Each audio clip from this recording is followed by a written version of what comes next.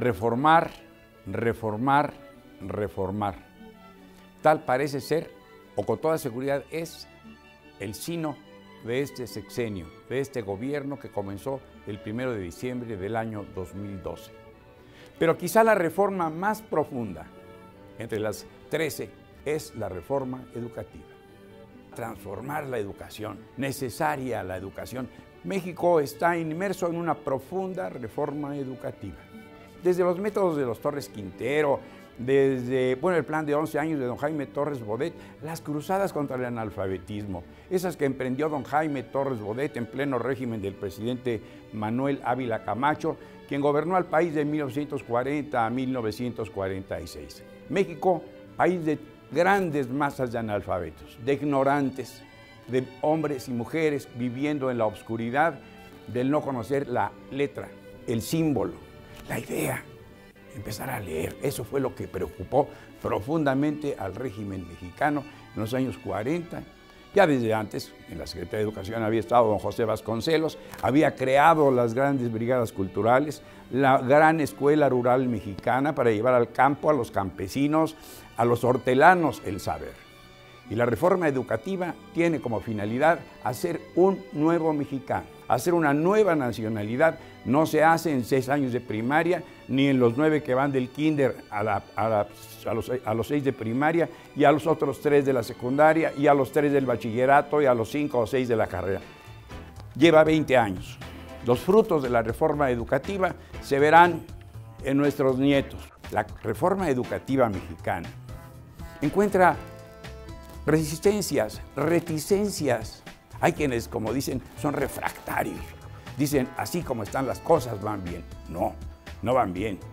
Hemos perdido mucho terreno en el saber.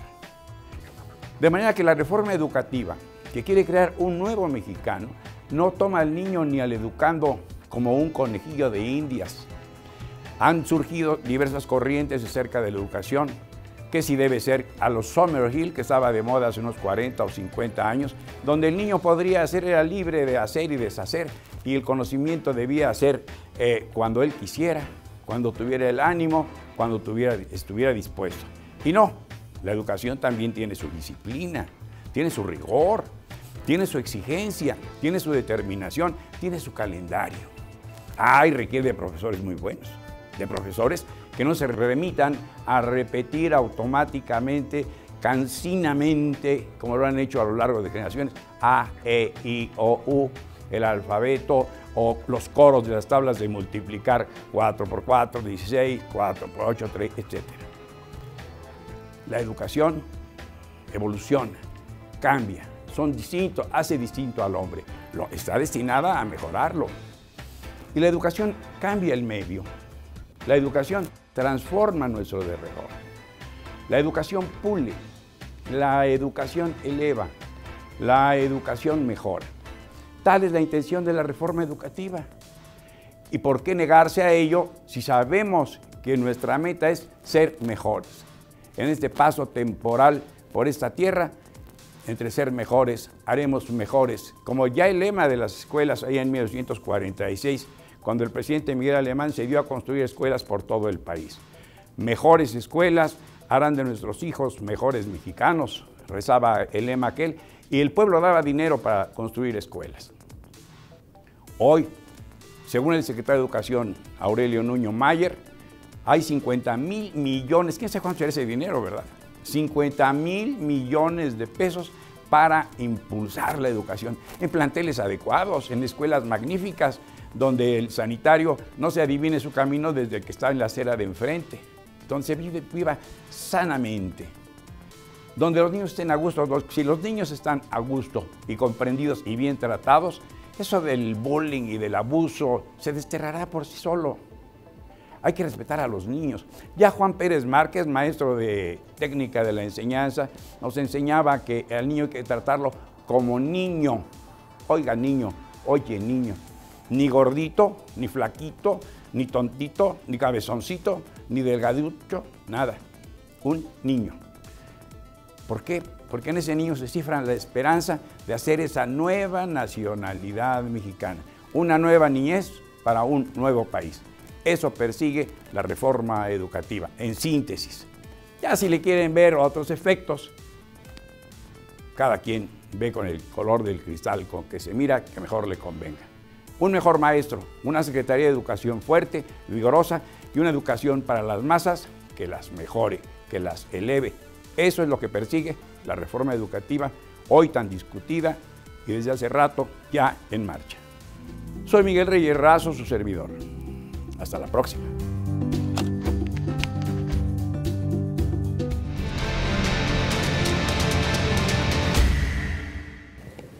Muchas gracias, regresamos con usted.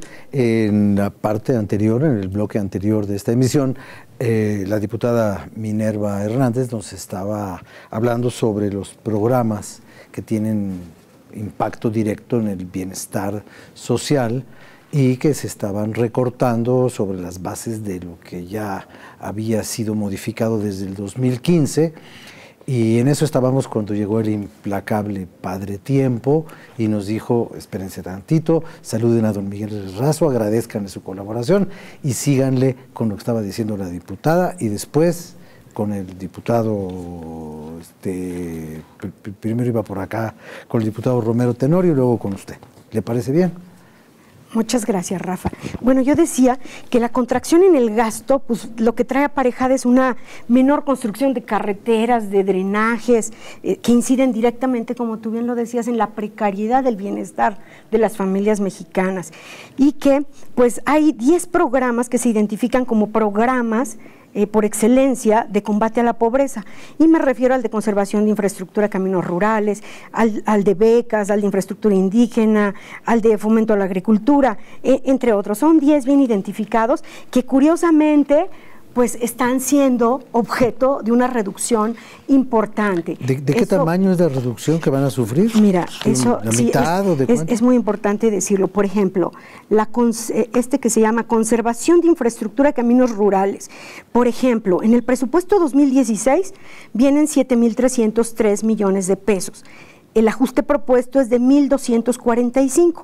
No obstante, ya en el 2015 habían tenido una modificación a la baja y tuvieron un subejercicio. Lo curioso de todos estos programas es que todos incurrieron en subejercicio. Entonces, esto nos dice mucho de lo mal que se hace la planeación del gasto de este país. O sea, o no eran necesarios o están mal administrados. Totalmente, me voy por los segundos. Cualquiera de las dos cosas. Yo creo que de poco nos sirven los insumos tan valiosos que nos proporciona el presupuesto con base a resultados, la evaluación del presupuesto con base a resultados, a través del sistema de evaluación del desarrollo, la llamada SED, o el reporte, el informe que brinda la Auditoría Superior de la Federación, que hoy por hoy, quienes hemos tenido la oportunidad de leerlo, nos espantamos de el gran dispendio, donde pone el dedo, la Auditoría Superior pone el dedo en la llaga. Hay cosas malas, mala aplicación del gasto, inobservancia de la norma, dispendio, desvío de recursos, en fin. Diputado, por favor. Sí, obviamente que todo recorte presupuestal va a impactar a programas sociales, que es lo más fácil de hacer y difícil de justificar en un discurso. Aquí se ha hablado de responsabilidad y de que este recorte es oportuno, que es responsable, que atiende a medidas extraordinarias. Ese discurso lo usaron en 2015 y de nueva cuenta se repite. En 2015 hubo un recorte, sin embargo, repito, hubo un ejercicio de 2,000 millones de pesos fuera de lo programado. Aquí Hacienda juega con las cifras que aprueba la Cámara de Diputados y tendría que esta Cámara de Diputados asumir su responsabilidad de vigilancia y de supervisión a través de las comisiones de Hacienda y Presupuesto. Porque sí somos muy complacientes con las macrocifras que nos dan, pero al final del día el ciudadano de a pie es el que padece todo este recorte, ya lo señalaba la diputada. En comunicación y transporte, en el recorte que está proponiendo son 12,554 millones de pesos. Carreteras, caminos rurales. En medio ambiente son 4,113 millones de pesos, en educación pública 3,660, Zagarpa 2,500 millones de pesos. Obviamente se va a impactar programas sociales. A los más vulnerables, los que menos pueden exigir, los que menos pueden reclamar o pedir auditorías, es donde se les pega. Sí. Rafael. Ah, por acá. Hay que ponerse Bueno, como aquí se ha mencionado, la circunstancia que hoy vivimos del recorte no es un asunto aislado. Deriva de 30 años de la aplicación de la misma política económica en nuestro país. Es decir, ha quedado suficientemente claro, supongo, que esta política económica que se ha aplicado durante 30 años, la política neoliberal, no es la fórmula adecuada para nuestro país. Quizá la sea para otros, pero no para el nuestro. Se ha mencionado que se ha optado de manera responsable por recortar el presupuesto para evitar el endeudamiento de la nación, pero esto no está tan apegado a la realidad, porque se ha recortado, no es el primer recorte al presupuesto que se hace, el de este año, y sin embargo la deuda nacional se ha incrementado exponencialmente en los 3 años de este actual gobierno federal. Es decir, tenemos recortes presupuestales, tenemos mayor endeudamiento del país, en estos 3 años ha crecido alrededor de 10 puntos el endeudamiento nacional, tenemos un déficit también en el ejercicio del presupuesto que el año pasado osciló en los 637,000 millones de pesos, y tenemos una empresa paralizada como Expemex, a la que se le restan 65,000 millones solamente para su área de producción. Se queda incapacitada para poder producir esta empresa nacional. Entonces todo nos pasa, no optamos por una cosa o por una solución para no caer a la otra, sino que todo nos pasa, se recorta, se endeuda, se trabaja con déficit y se paraliza la principal empresa nacional. ¿Qué es lo que nosotros decimos? Está claro que el modelo económico, que es el mismo que se viene aplicando durante 30 años en el país, no funciona. En la época del expresidente Salinas de Gortari, se hablaba y se presumían las decisiones que en materia económica se habían tomado, y se decía que México había entrado al primer mundo a partir de estas reformas económicas, y lo que sucedió es que a unos meses después de su salida vino una gran crisis nacional que dejó en la pobreza a millones de mexicanos que conocemos coloquialmente como el error de diciembre. Hoy parece que se está preparando nuevamente el escenario para vivir una etapa como esa. Hoy parece que todos los meses son diciembre. Diputado, sí, nos quedan 4 minutos. Solo hacer un paréntesis muy claro, hay algo que sí es inexcusable y coincido con la diputada Minerva, los subejercicios no deberían de existir y el presupuesto se tiene que gastar cuando se debe gastar. Y es una práctica que no viene no de este sexenio, viene de varios sexenios, incluso los últimos 12.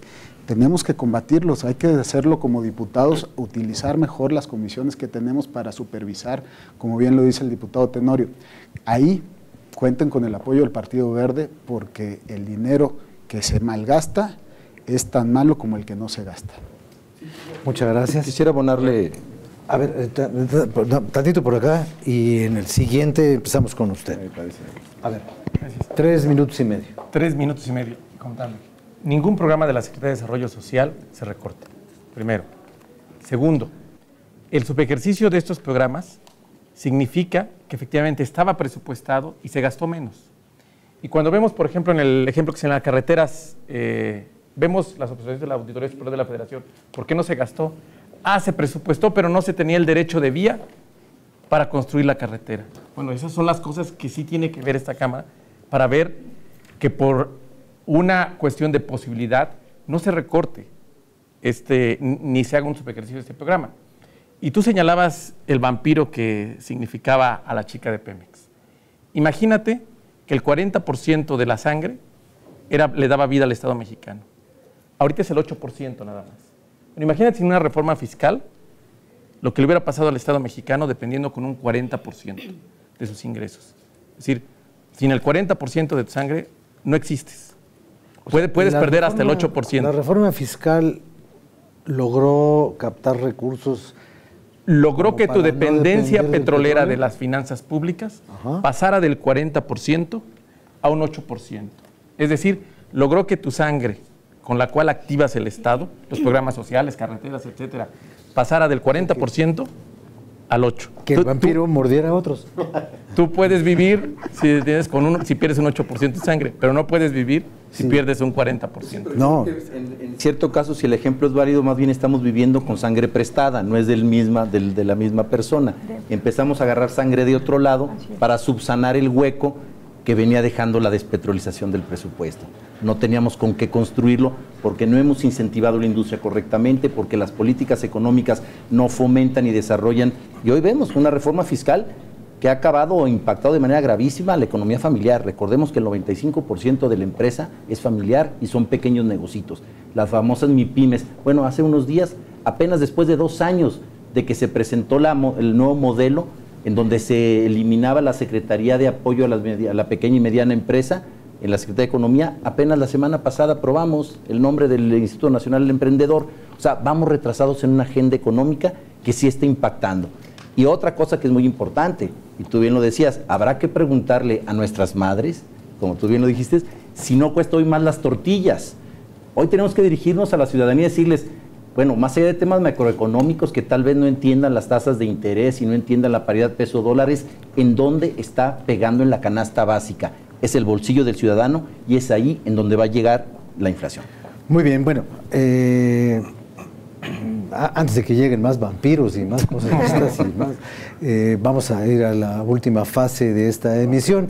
Yo les recomiendo que ahí en la puerta de su casa cuelgue ahí unos ajos, no vaya a ser que ahora que ya andamos aquí como transilvánicos, nos vaya a caer ahí uno de estos colmilludos espantosos. Ahorita regresamos.